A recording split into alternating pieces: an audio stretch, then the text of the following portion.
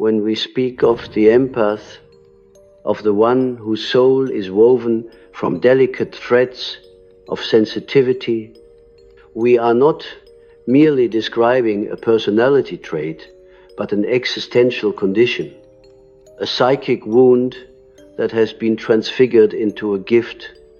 To be an empath is to live as if the walls between the self and the other have become porous, dissolving into a subtle atmosphere where one breathes not only one's own emotions, but the emotions of everyone else. Yet, to this very gift that makes you luminous also makes you dangerous in the eyes of those who claim to love you, but in truth harbor an unconscious envy that gnaws at the foundation of the bond. And I must tell you that envy is among the darkest of the emotions, for it does not admire, nor does it simply desire, it resents. It is a poison that looks upon light and wishes either to extinguish it or to cover it with shadow, so it no longer shines. You must understand that envy in relationships is rarely conscious. Few will admit, even to themselves, that they are envious of the one they say they love. Instead, it emerges in subtle gestures, in tones of voice, in the sudden withdrawal of warmth, in the casual remark that cuts like a knife, though disguised as play. For envy is a shadow-born force, and shadows do not stride into the open. They creep, they disguise, they mask themselves behind the language of affection. Thus, those who pretend to love you may unconsciously be seeking to diminish you, to obscure the radiance of your presence, because the mirror you hold up to them reveals their own poverty of spirit, their inability to feel with the same depth, their fear of the very intimacy they claim to desire. The empath's gift is not a choice. It is the destiny of one whose psychic membrane has been torn open in early life, often by pain, rejection, or abandonment. The child who grows in a household where love is conditional or absent learns to survive by tuning into every subtle shift of mood in others, for their safety depends on it. They learn to feel what others feel before those others themselves are aware of it. They learn to anticipate, to appease, to absorb, and this adaptation, forged in suffering, later appears as a radiant capacity for compassion. But here lies the paradox. What was once a survival strategy becomes both a blessing and a curse in adult life.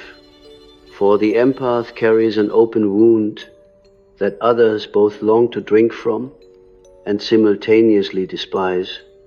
Because it exposes them, those who envy the empath do not envy wealth, nor beauty, nor accomplishment. What they envy is the soul's light, the capacity to feel truth in its raw immediacy. They envy the authenticity of one who cannot help but live in the immediacy of emotion. In the collective unconscious, there is an archetype that governs this drama. It is the archetype of the wounded healer, who by virtue of their wound can heal others, but also draws to themselves those who wish to steal that healing for themselves without ever acknowledging its cost. Such people will draw close under the guise of love. But what they truly desire is to partake of your essence, to bathe in the warmth of your sensitivity, and then, once filled, to resent you for making them aware of the emptiness within. Let us not underestimate envy It is not simply jealousy. It is far more corrosive. Jealousy still wishes to possess. Envy wishes to destroy. If you shine too brightly, the envious one seeks to dim you, for your light reminds them of their own darkness. Thus, they will offer you love laced with subtle sabotage. They may withhold affirmation when you need it most, laugh at the seriousness of your emotions, or minimize the very qualities that define you. They may claim that you are too sensitive, that you overthink, that you dramatize. What they mean, unconsciously, is that your sensitivity unsettles them because it exposes what they cannot bear to see in themselves. In this way, the empath becomes a mirror, and those who look upon it, rather than rejoicing, often recoil in resentment. Consider the dream motif of the banquet, in which one is invited to a great hall filled with tables of food and laughter. But upon sitting down, the dreamer realizes the plates are empty or filled with ashes.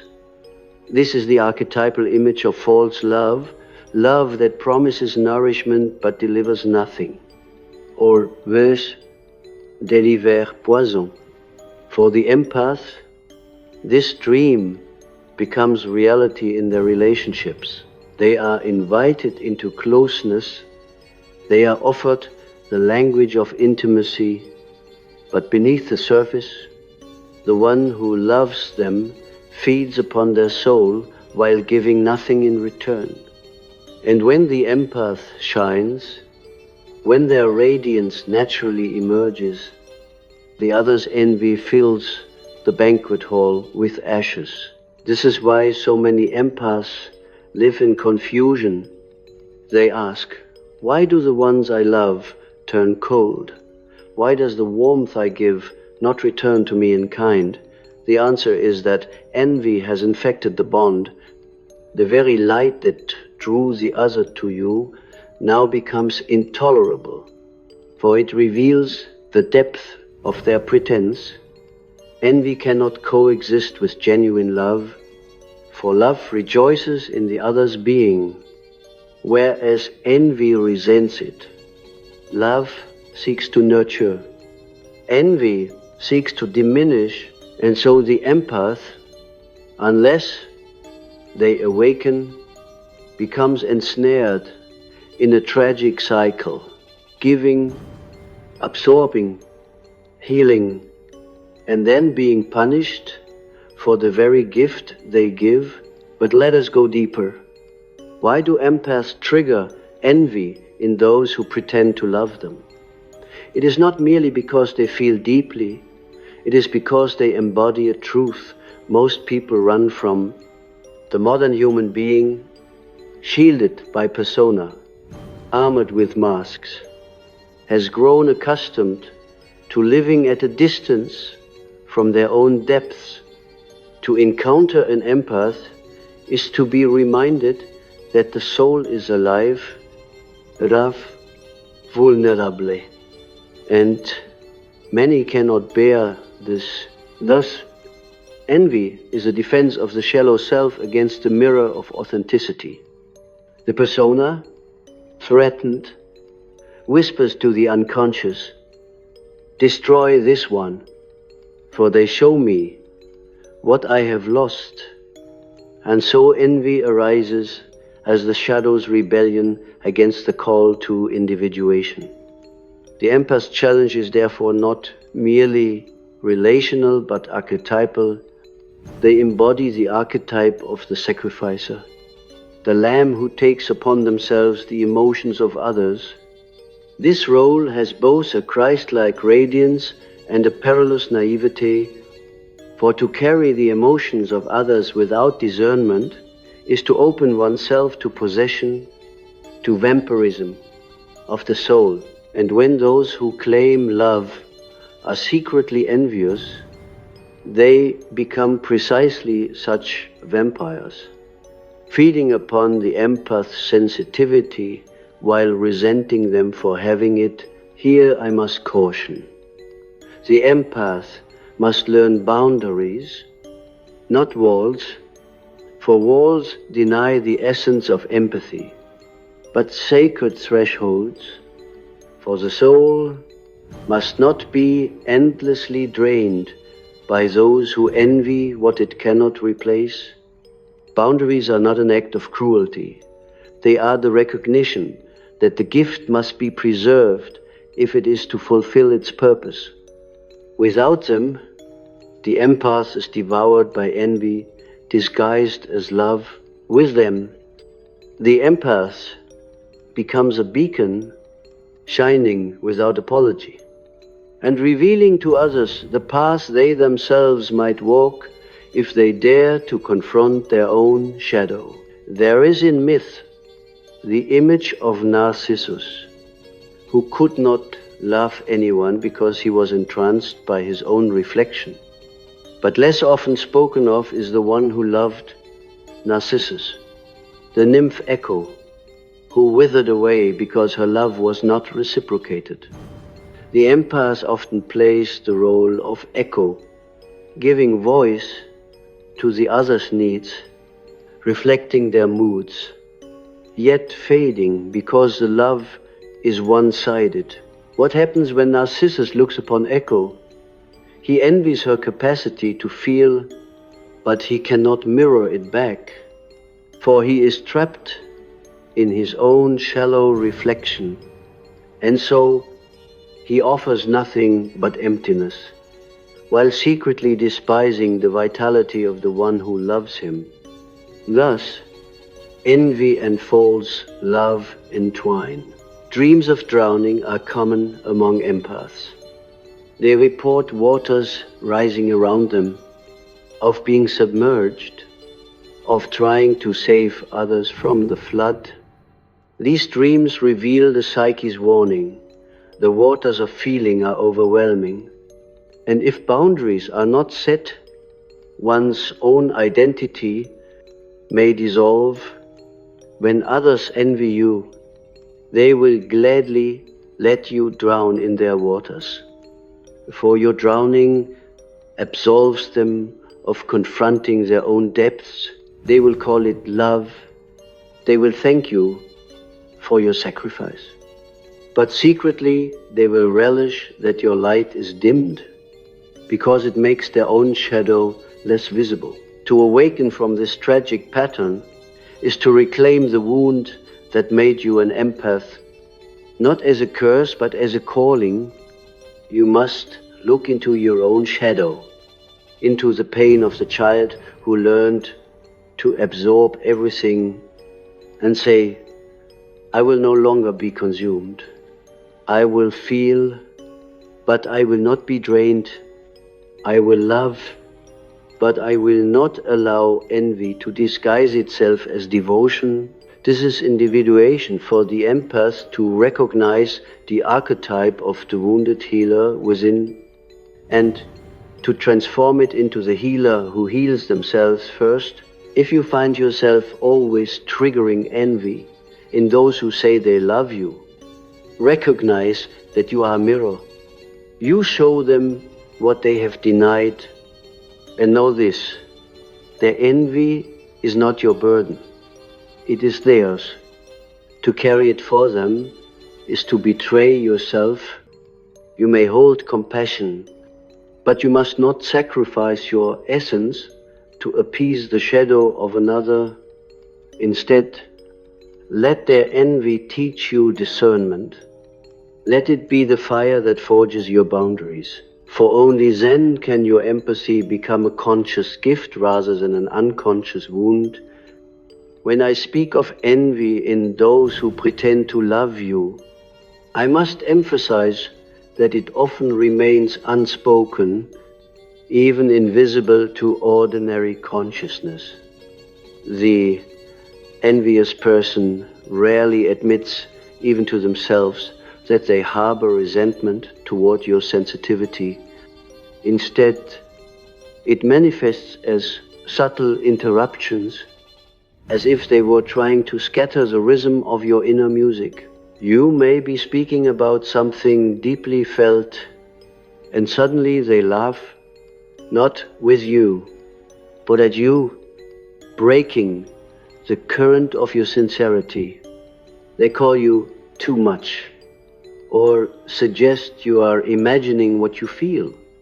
These small daggers accumulate, and they wound you not because you believe them, but because they come from the very lips that whispered love. It is not the stranger who destroys the empath. It is the one who enters under the guise of affection. The psychological root of this dynamic lies in projection. Every human being carries a shadow, a reservoir of repressed desires, failure, and inadequacies. When such a person stands before an empath, their unconscious begins to stir. They see in you not only your gift, but also the reminder of what they have refused to develop in themselves. And because the psyche resists what it cannot yet integrate, it attacks. The easiest way to avoid responsibility is to project. Thus, they project weakness onto you. They tell you that you are fragile, unstable, over-emotional. Yet, ironically, it is they who are fragile, for they cannot endure the raw truths that you embrace daily. In the collective psyche, envy appears as a serpent. This is no coincidence. The serpent from ancient times has symbolized both wisdom and poison, both transformation and destruction. Envy slithers silently between people, curling itself around the bond until it constricts, until warmth becomes suffocation. Many empaths find themselves wondering why love that began with admiration becomes, over time, cold and controlling. It is because admiration, when shadowed by envy, transforms into resentment. The same qualities that drew them to you, the tenderness, the intuitive insight, the unguarded openness, become unbearable reminders of what they cannot face in themselves. Let us take an image from alchemy, for alchemy is the language of psychic transformation. The alchemists spoke of the nigredo, the blackening stage, when the old self begins to dissolve in shadow. This blackening is necessary for gold to be born, but many resist it. They refuse the descent. They cling to the mask of persona and will not enter their own depths. When such a one encounters an empath, it is as if the empath radiates the very nigredo they are fleeing. You remind them unconsciously of the work they must do. Rather than facing it, they envy you, for you are living proof that the descent is survivable. You feel deeply, and yet you live. You do not shatter in the presence of grief, but rather you transmute it into compassion. This threatens them because it unmasks their avoidance. The envy of the false lover has a particular sting. It hides behind tenderness. It offers words of affection, but cloaks acts of diminishment. This duality confuses the empath, for you long to believe the words, yet the deeds tell another story.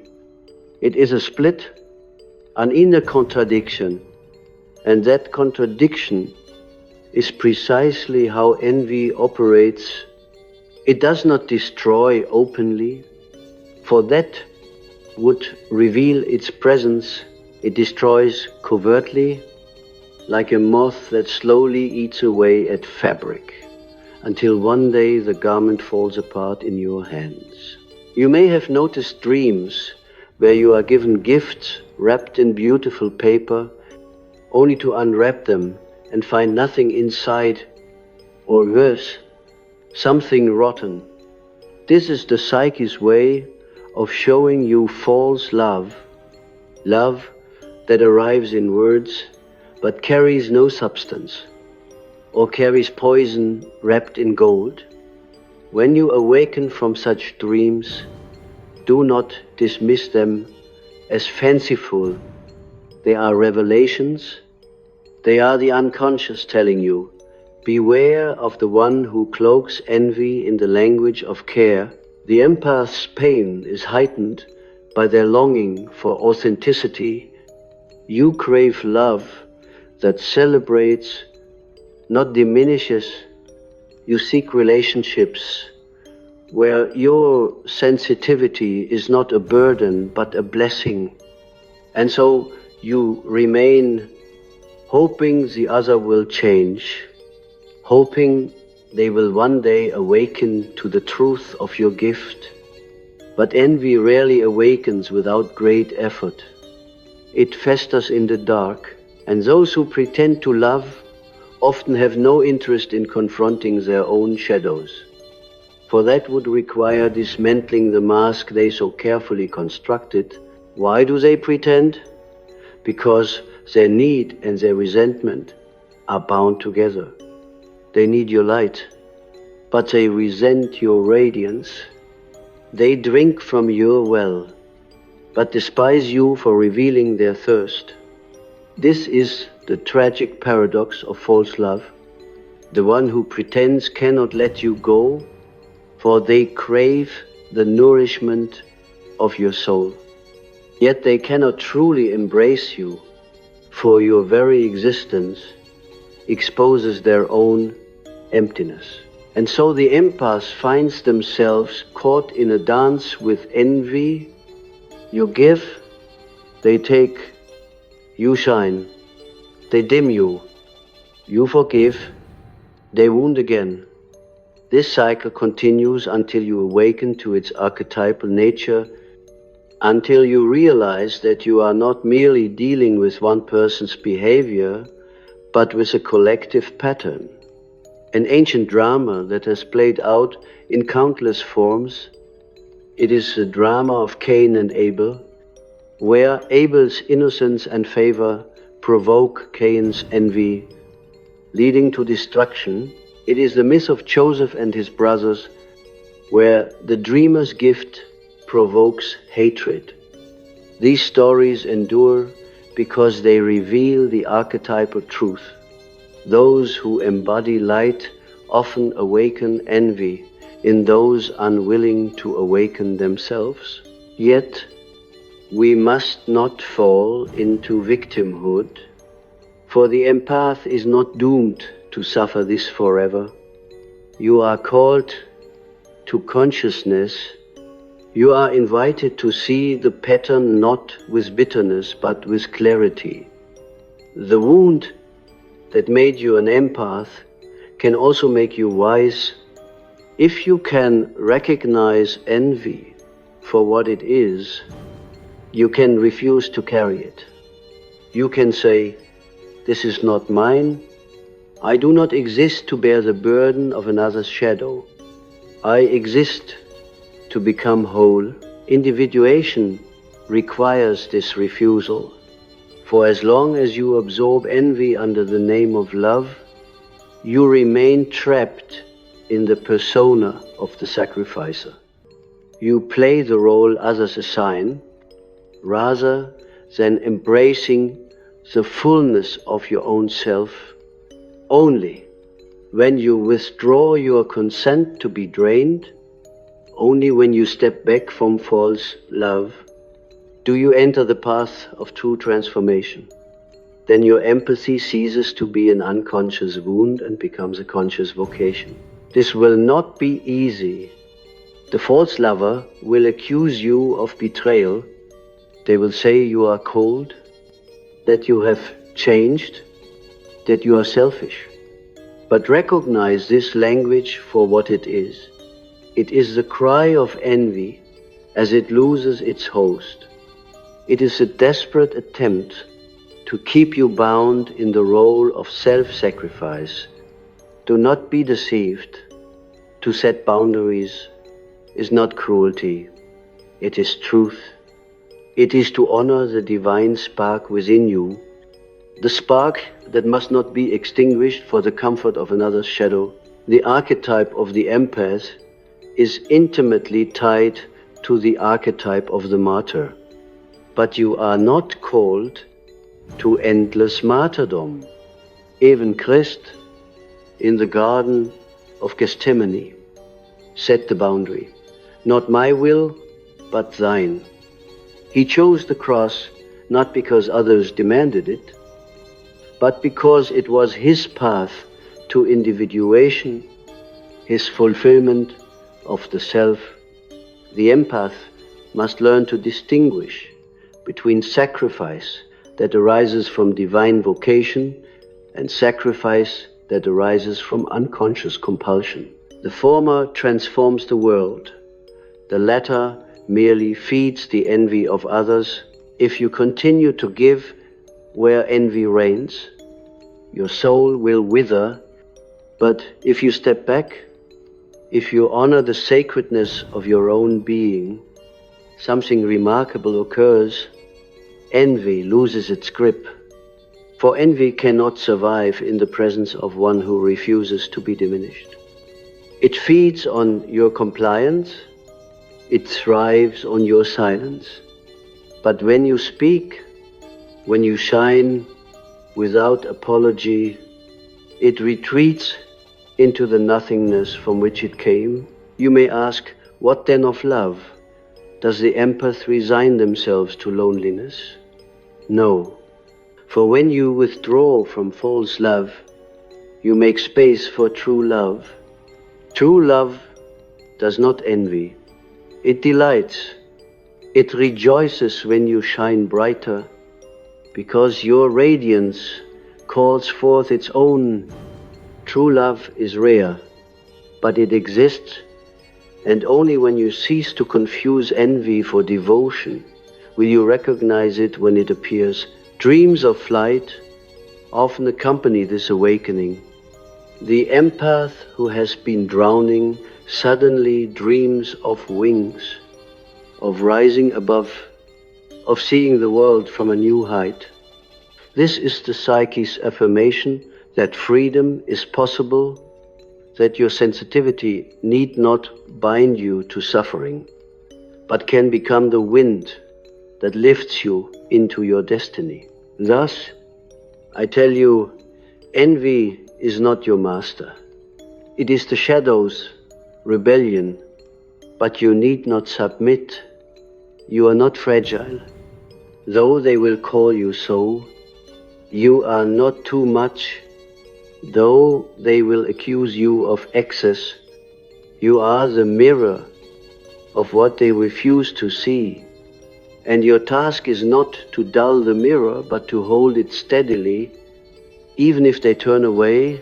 In this, you will begin to embody the archetype of the sovereign empath, the one who feels deeply yet stands firmly, who loves truly yet refuses pretense, who gives generously yet guards their essence. And when you do, envy will no longer trigger confusion within you. You will see it for what it is, a signal, a signpost, reminding you of the strength of your own light. There is a peculiar alchemy at work when an empath encounters envy masked as love It is as though two opposing forces are drawn together, your openness, your willingness to feel, colliding with the other's refusal to feel. The result is a psychic tension that can either transform both souls or destroy the bond entirely. If transformation is resisted, then destruction inevitably follows. This is why many empaths carry within them a trail of broken relationships, not because they are incapable of love, but because they awaken something in others that those others would rather keep buried. You stir the unconscious, and the unconscious rarely stirs without consequence.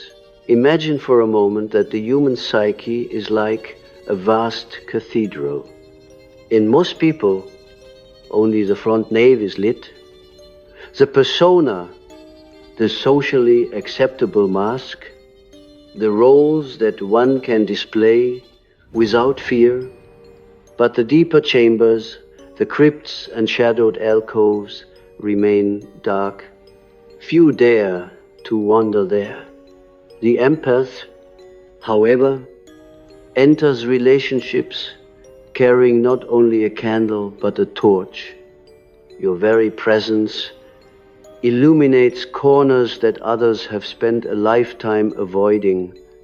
This is why they become envious, for when you light the shadows, you show them what they have denied, and in that exposure, they feel both threatened and diminished. Envy is not always expressed in overt hostility.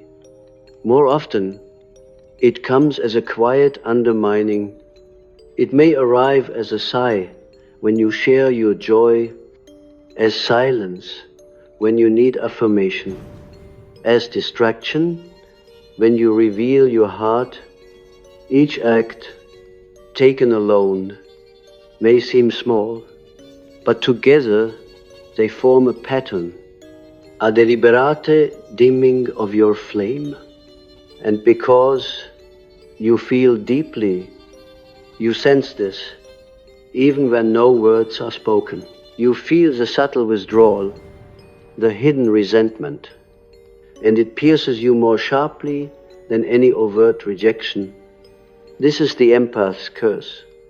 To detect even the unspoken, many of you have had dreams of being chased not by monsters, but by people you know. In these dreams, you run not because you are weak, but because you sense that the one who smiles at you by day harbors something predatory by night. This is envy in its dream form. It is the psyche's attempt to show you what your waking mind resists. You want to believe their love, but the dream tells you otherwise. The dream says, you are being hunted, not cherished. Do not ignore these dreams, for they are revelations of the soul from a psychoanalytic perspective. Envy is a complex bound to the shadow. It is the child of inferiority and repression. When a person cannot admit their own lack, they seek to diminish others. They cannot say, I feel inadequate. So they instead say, you are too much. This inversion is the very mechanism of envy. It projects the wound outward, making the empath the problem, and because you are open-hearted, you may accept this accusation, believing that perhaps you are indeed too sensitive. But this is a lie envy tells to preserve itself. You are not too sensitive. You are precisely as sensitive as your soul requires to fulfill its purpose. The archetype that often surfaces here is that of the vampire, not the romanticized creature of popular fiction, but the ancient symbol of the soul feeder, the one who cannot generate their own light, and therefore feeds on the vitality of others. False lovers who envy you become psychic vampires. They draw close, not to share, but to consume. They take your compassion, your patience, your capacity to forgive, and they leave you depleted. And then, paradoxically, they blame you for your exhaustion. They say, you are always tired. You are always emotional, without ever seeing that they have been drinking from your essence. But let us not condemn them as monsters, for they too are victims of their own unconscious. The vampire is an image of the soul that has forgotten how to connect to the source within. Such people envy you because you still have a thread to the depths, even if it wounds you. They envy you because your soul is alive, while theirs is half asleep, and though their actions may harm, they are also a cry for what they cannot name. The empath must learn to hear this cry without being devoured by it. This requires discernment, a capacity to recognize this envy is not mine to heal, for too often the empath becomes the caretaker of envy.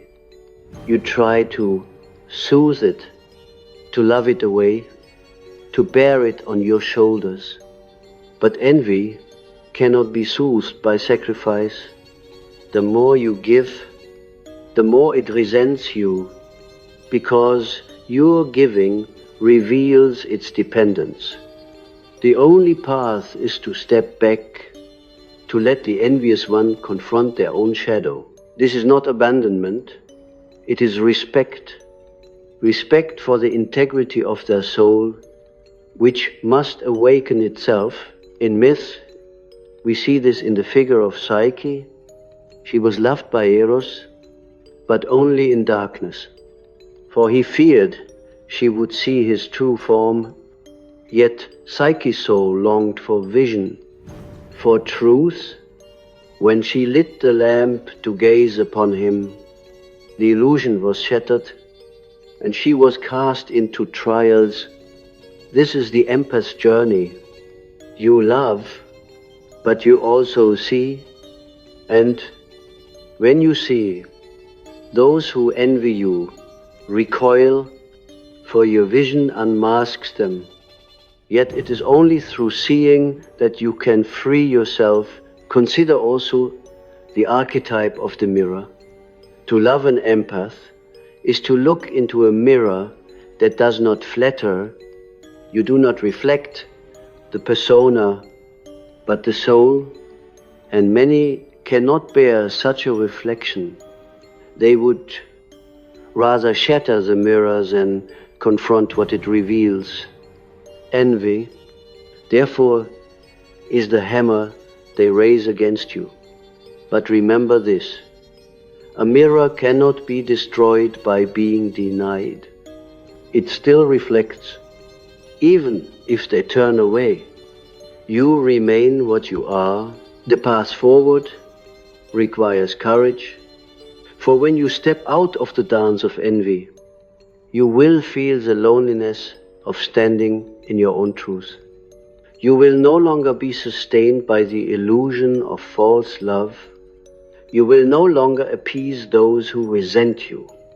But in this loneliness, you will discover a new strength. You will realize that your sensitivity is not weakness, but initiation. That you are not here to be everyone's caretaker, but to become whole in yourself. This is individuation, the process by which the soul becomes itself, not by pleasing others, not by dimming, but by embracing the totality of what it is. And for the empath, individuation means reclaiming the wound of childhood, the wound that taught you to survive by absorbing others and transmuting it into conscious choice. You choose when to feel, when to give, when to open. You choose rather than being compelled. And in this choice lies freedom. The false lover, when confronted with your awakening, will not understand. They will call you selfish, cold, distant. They will say, you have changed, but you must see through this. They do not mourn you. They mourn the loss of their supply. They grieve not your love, but the convenience of your self-sacrifice. Do not be deceived. Their words are not truth, but the shadows lament. Dreams of doors often arise at this stage. You may dream of standing before a door, sometimes locked, sometimes ajar. This is the threshold of individuation. To step through is to leave behind the cycle of envy and false love. It is to enter a space where your empathy is no longer a wound, but a gift. And though the threshold is frightening, beyond it lies authenticity. I tell you this not to harden your heart, but to awaken it. For true love does exist. It is rare, but it is real. True love is not envious. It delights in your light because your light reminds it of its own. It does not drain, but nourish. It does not resent, but rejoices. And you will know it when you encounter it, for it will not demand that you be less. It will invite you to be more. Until then, you must become the guardian of your own soul. You must hold your empathy as sacred, not to be squandered on those who pretend, but to be shared with those who honor it. For only then will you fulfill your destiny, not as a victim of envy, but as a vessel of truth. And perhaps in time, even those who once envied, you may awaken. Perhaps your refusal to be drained will force them to confront their own emptiness. Perhaps they too will enter the descent, the nigredo, and discover their own capacity to feel. But whether they do or not is not your burden. Your task is to walk the path of individuation, to carry your light with dignity, and to remember always, envy is the shadow's cry, not the measure of your worth. When you understand the nature of envy in those who pretend to love you, you begin to see that this is not merely a personal misfortune, but a universal mystery. It belongs to the ancient struggle between light and shadow, between authenticity and pretense. The empath stands at the fault line of this tension. You are both blessed and burdened by the fact that your soul refuses to live in the shallow waters where most people linger. You are called into the depths, and by entering, you expose the avoidance of those around you. Envy, then, is the inevitable reaction of the shallow self confronted with depth. It is the mask that sneers at the face behind it. In the midst of every culture, there is a story of the shining one who provokes envy. In Greece, it was Orpheus, whose music opened hearts and even softened the gates of Hades, but whose gift also left him vulnerable to betrayal. In the Hebrew story, it was Joseph, the dreamer, hated by his brothers because his visions implied favor. In the Christian mystery, it was Christ himself whose light provoked envy among the authorities. These figures are archetypes of the empath, carriers of light who awaken envy in those who live by pretense, and just as they were tested, so too must you be. The danger for the empath is not only in being wounded by envy, but in internalizing it. When you begin to believe the accusations of those who pretend to love you, you betray yourself. You begin to say, perhaps I am too much. Perhaps my sensitivity is weakness. Perhaps my longing for authenticity is naive. This self-doubt is the true poison envy seeks to implant, for envy knows that if it can make you silence yourself, it has won. The outer voice becomes the inner critic, and soon the empath polices their own light, dimming it before anyone else can. That is how envy survives across generations, not merely in the actions of others, but in the inner saboteur it leaves behind. But here lies the turning point. To awaken is to recognize this inner voice for what it is, not truth, but shadow.